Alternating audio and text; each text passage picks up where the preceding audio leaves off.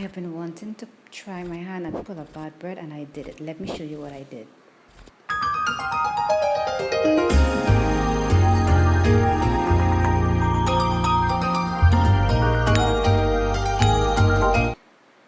So let's prep some yeast. I have some sugar, salt, and yeast in a pan. And now I'm going to add some warm milk. I'm going to set that aside until it's nice and ready to go. So then once that is ready, I'm going to sift my flour, add it to the yeast. I am adding an egg, room temperature. Everything was at room temperature. Now I'm going to mix everything together. Then you're going to add the butter. Yes, you're adding the butter after you bring all the other ingredients together. Now we're going to knead for 10 minutes.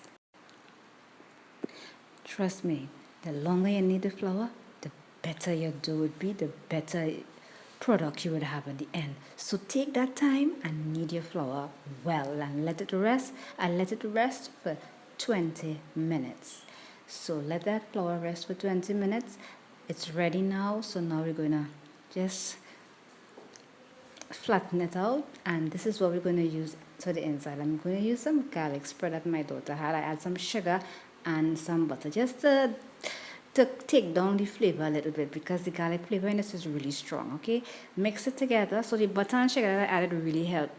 So I'm going to spread it around the dough, and now I'm going to roll it as tight as possible. And now we're going to cut into small pieces, and then we're going to place them in the pan, and I let this rest for another 20 minutes until it doubles in size. But before we put it to rest, we're going to put some oregano and egg on top of that. Once we coat that with the egg and the oregano, I'm going to add some white and black sesame seeds.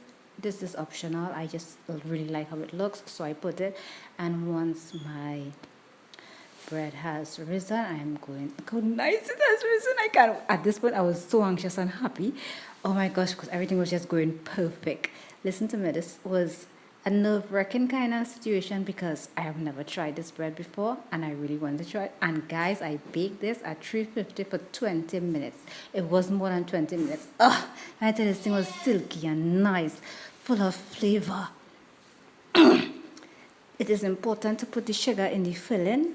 Okay, please put the sugar in the filling. It really helps. It makes a difference. It makes the bread taste good. And make sure and put sugar when you're proofing your yeast.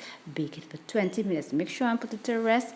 And I made some tuna patties to go with this bread. Look out for that recipe coming. Guys, thanks for watching, and please give this recipe a try. It was really good. You won't regret it. Don't forget to check out my other recipes. And Kamiko is in the kitchen again, guys.